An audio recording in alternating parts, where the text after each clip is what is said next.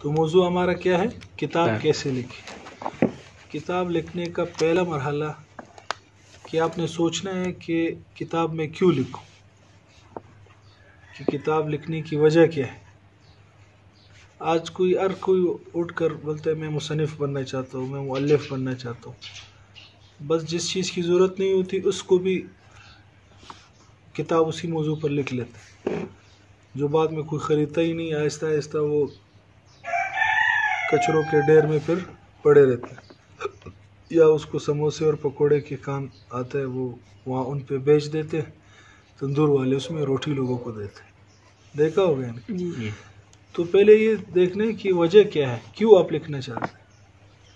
ایک تو اس میں اخلاص بھی ہونا چاہیے کہ اللہ کی رضا اس میں ہونی چاہیے، کہ بھائی میں کتاب لکھ رہا ہوں صرف اور صرف اللہ کی رضا کے لیے۔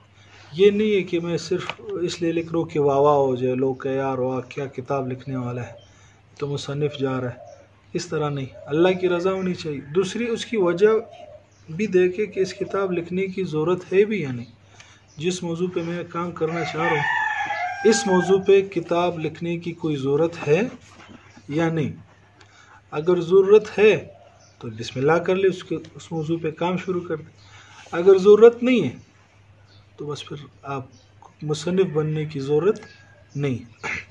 پھر دوسری چیز آتی ہے، ایک ہوتی ہے تصنیف، ایک ہوتی ہے تالیف۔ آج کل لوگ ان دونوں میں فرق نہیں سمجھتے، ایک ہوتا ہے مصنف، ایک ہوتا ہے مؤلف۔ تصنیف کہتے ہیں کہ خالصتاً ذاتی لیاقت، یعنی جو خداداد صلاحیت اللہ نے انسان کو دی ہے، اپنی ذاتی صلاحیتوں کو بروئے لا کر کتاب لکھنا، اسے کہتے ہیں تصنیف، اور اس بندے کو کہتے ہیں مصنف، اور اس کتاب کو کہتے ہیں مصنف۔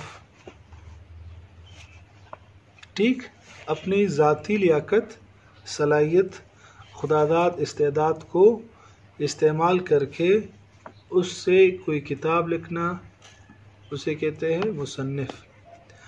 اور دوسری چیز ہے تالیف۔ تالیف کہتے ہیں مختلف ادیبوں کی تحریروں کو، یعنی مختلف جگہوں سے مواد اکٹھا کر کے اس کو ایک ترتیب کے لحاظ سے جمع کرنا، اس کو کہتے ہیں تالیف۔ جمع کر کے کتابی شکل دے دینا، یہ تالیف ہے، اور جو یہ کام کرے اسے مؤلف کہتے ہیں۔ تو یہ فرق ہے۔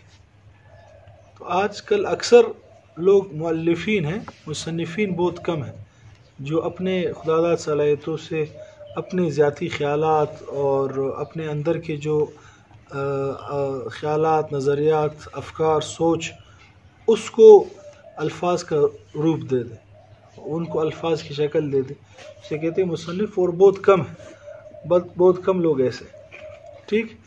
اور اکثر مؤلف ہے۔ مؤلف کے مختلف جگہوں سے مواد اکٹھا کر کے اس کو کتابی شکل دے دیں، اسے مؤلف کہتے ہیں۔ یہاں تک بات سمجھ میں آ گئی؟